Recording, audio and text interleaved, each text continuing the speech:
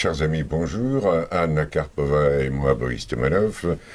Nous sommes dans le studio de La Voix de la Russie avec notre invité, monsieur Benoît Beccard, Bonjour. Bonjour, qui enchanté. représente à Moscou un cabinet qui s'occupe du recrutement des cadres, des spécialistes russes comme étrangers, et qui réside à Moscou depuis les 6 derniers mois, mais je suis au courant de ses séjours beaucoup plus longs, Beaucoup 4 plus long. ans. Déjà plus, oui. Voilà, donc un vrai moscovite ou Saint-Pétersbourgeois même, si je comprends bien. Tout à fait. Voilà.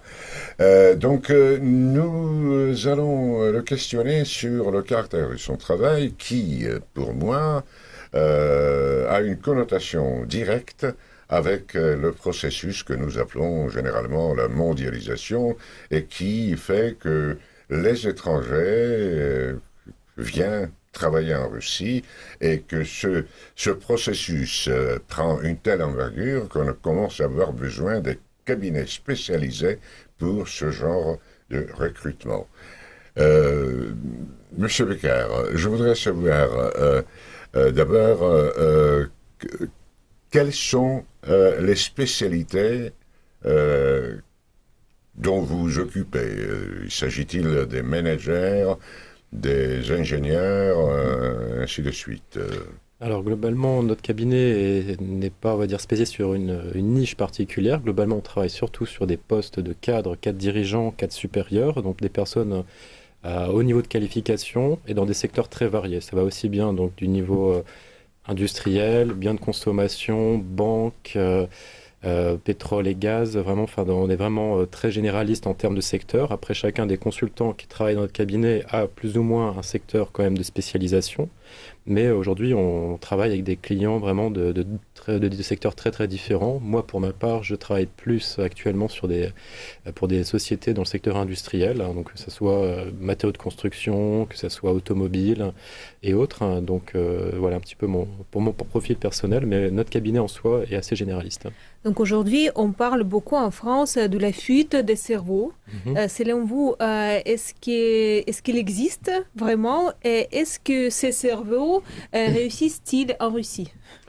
Alors, je pense qu'il faut faire attention à ce qu'on dit fuite des cerveaux. Je dirais que c'est pas forcément une fuite des cerveaux parce que les personnes ne veulent plus travailler en France, mais c'est parce qu'on a quand même en France un assez bon niveau de formation des cadres, mais qui trouvent de moins en moins, on va dire, d'emploi. Il y a un manque d'employabilité, on va dire, des personnes qualifiées en France. Donc, si bien que des personnes qui ont fait beaucoup d'études, qui ont un bon niveau de formation, ne trouvent pas forcément de travail, hein, donc ils sont obligés d'aller s'expatrier ou trouver une autre activité à l'étranger, en particulier, Russie, par exemple. Ouais. Voilà, sur des marchés émergents, comme on appelle aujourd'hui. Et par exemple, la Russie fait partie de cela. C'est un des pays les plus proches, en plus de la France et de l'Europe, et donc un des plus accessibles, même si après, bien évidemment, il y a des spécificités locales, il y a des difficultés qui font que ce n'est pas n'importe quel cadre qui peut venir s'expatrier en Russie. Donc on peut vous dire que la Russie est-elle vraiment bénéficiaire de ces cerveaux qui... Je pense que la Russie est en effet bénéficiaire parce qu'il y a quand même des secteurs dans lesquels, il ne faut pas se le cacher, la Russie a quand même un gros déficit de compétences. Je peux vous donner un exemple très simple, c'est qu'à la fin donc, de l'Union soviétique, dans les années 90, beaucoup de gens, de jeunes diplômés ou qui faisaient leurs études, ont laissé tomber beaucoup des études, je dirais, à caractère technique ou d'ingénierie, puisque c'était des fonctions qui n'étaient pas très rentables, qui n'apportaient pas beaucoup de revenus, pas de stabilité, c'était pas des fonctions gratifiantes. On s'orientait plutôt vers la finance, vers le commerce, vers les études juridiques par exemple, ou comptables. Et si bien qu'en fait, on voit aujourd'hui, dans mon travail, je le vois, et on le constate tous les jours, un déficit considérable de spécialistes dans les secteurs technologiques. Je pense à des clients qui travaillent par exemple dans le secteur automobile, qui est un secteur qui est en très forte croissance en Russie. Il y a eu quand même des gros investissements qui sont faits. On modernise les usines russes, on crée des nouvelles usines en Russie pour construire des véhicules, parce que la Russie, les Russes achètent de plus en plus de voitures, c'est un des plus gros marchés automobiles.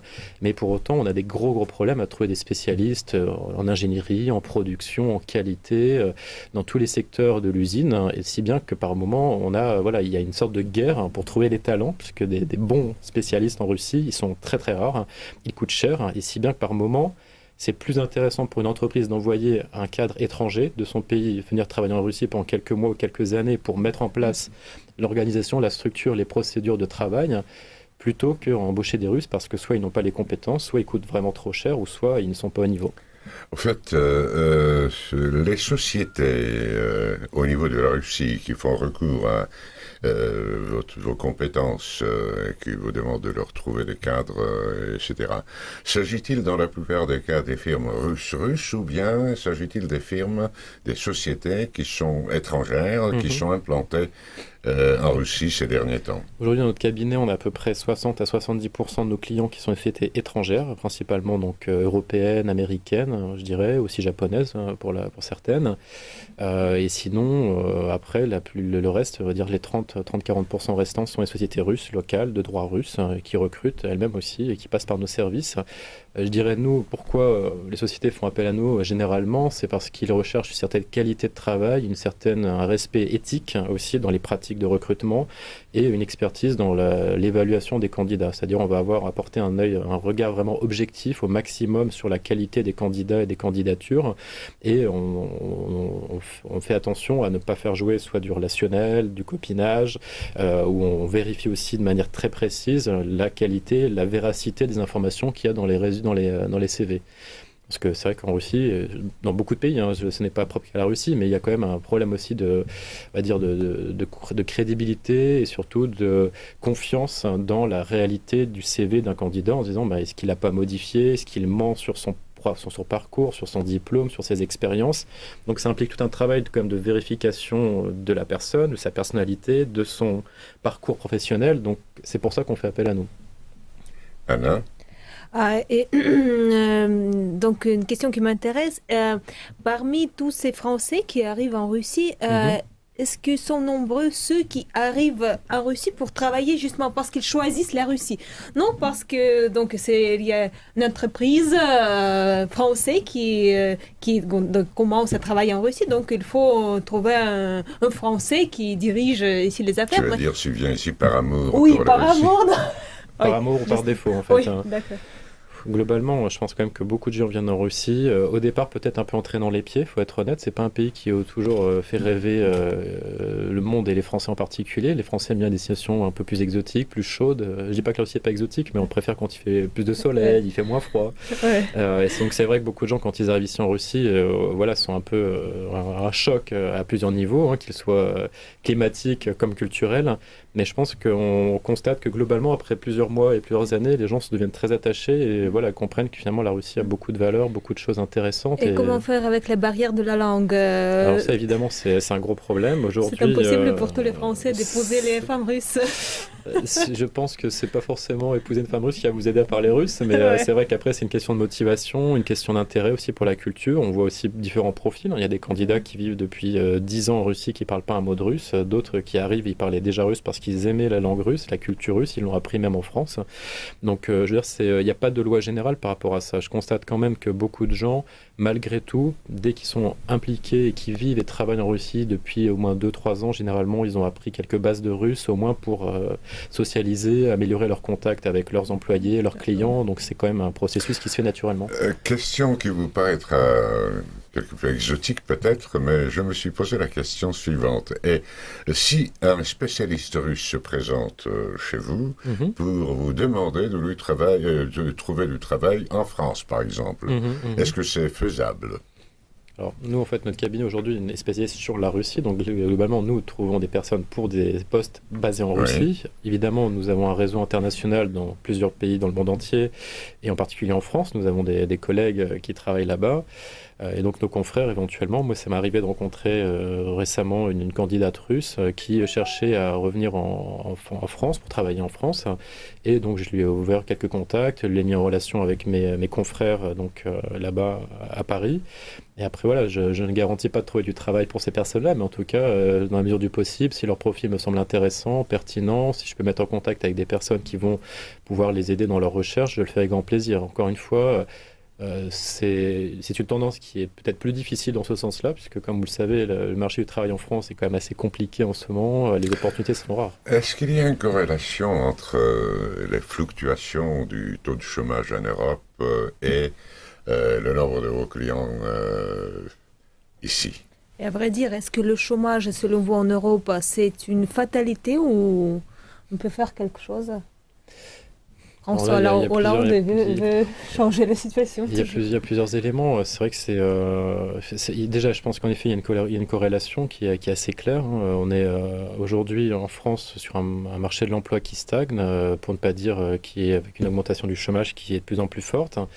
Maintenant, tout dépend des profils des personnes. C'est sûr que si on est sur des profils avec peu de qualifications, peu de profils internes qui n'ont pas, on va dire, une expérience ou une capacité à travailler à l'étranger au niveau international, très clairement, ces personnes sont bloquées en France. Elles n'ont pas vocation ou pas de possibilité de venir travailler en Russie. Donc, c'est quand même le marché du travail russe, quand il est ouvert aux étrangers, c'est quand même pour des personnes déjà d'un certain niveau de formation et d'expérience professionnelle. Donc, c'est déjà ça limite, on va dire, la capacité d'exportation du français en Russie. C'est déjà une première chose. Et après, sur la tendance globale du chômage en France, je suis pas devin, je peux pas prévoir l'avenir, mais je pense qu'en effet, on est sur une crise structurelle au niveau de l'emploi en France et plus globalement en Europe, qui fait qu'on a besoin de réadapter beaucoup de choses dans nos économies. Et je pense pas que c'est quelque chose qui va se résorber comme ça en 1 an ou 2 ans. J'ai entendu François Hollande qui pensait que ça allait être réglé et que c'était déjà fini, la crise est derrière nous.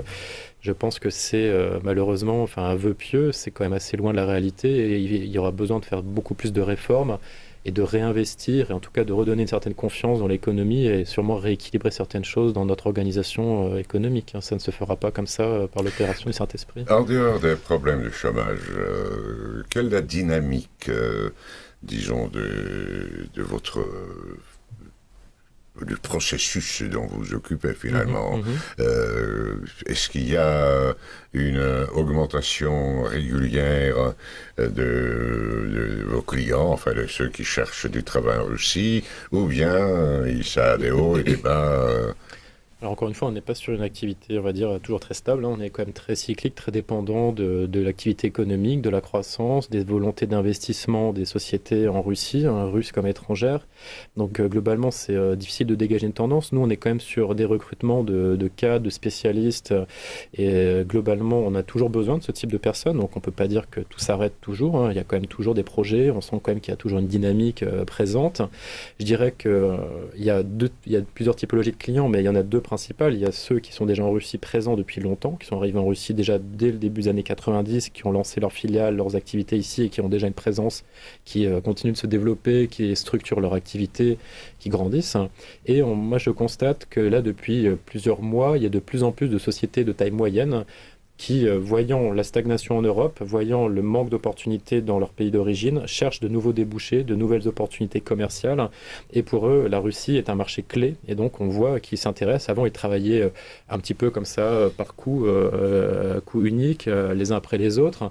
Après, ils ont créé des relations avec des distributeurs. Et aujourd'hui, ils souhaitent s'implanter. Ils ouvrent des bureaux de représentation. Ils ouvrent des filiales en Russie. Donc, c'est un signe quand même que ce marché russe très dynamique reste important pour eux. Et c'est une nouvelle tendance, en tout cas, que je constate depuis quelques mois. Anna, notre dernière question, s'il te plaît. Ceux qui arrivent en Russie, les Français, pour travailler, pour vivre ici, selon vous, s'intègrent-ils vraiment? Ou tout simple, ou c'est difficile? Vous savez, je pense que c'est une bonne question. On est toujours tenté, quand on est soi-même étranger, de rester avec ses compatriotes. Je vais pas vous apprendre quelque chose. J'ai vécu en France ces dernières années avant de revenir en Russie. Ma femme est russe et c'est vrai qu'on est toujours tenté, en étant même russe, je parle en France, à recréer un univers russophone. Donc c'est vrai qu'on était très amené à avoir des contacts avec la communauté russe de la région où on habitait.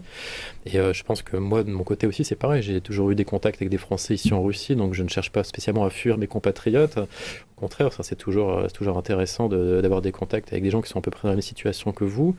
Mais en termes d'intégration, je pense que on peut pas faire de loi générale. Je pense que les Français sont plutôt des gens ouverts d'esprit, assez communicatifs, assez bavards. Ils aiment le contact avec les gens. Donc j'ai jamais senti que les Français étaient mal perçus. Il y avait du mal à s'intégrer ici. Après, il y a des gens qui ne supportent pas le pays, mais ça, après, c'est des cas particuliers. Ce sont des gens qui n'aiment pas la culture ou qui ont du mal à la comprendre ou qui ne veulent pas apprendre la langue et généralement ils restent pas très longtemps. Et je pense que les Français qui vivent ici depuis longtemps, en général, ça climate plutôt bien et s'intègrent très bien et sont ravis de vivre ici. Merci, Monsieur Becker. Je vous en prie, merci à vous. Chers amis, je vous rappelle que c'était Benoît Becker, représentant d'un cabinet de recrutement implanté à Moscou. Et c'est Anne Karpova et moi, Boris Tomanov, qui l'avons questionné. Merci pour votre attention. Merci à vous.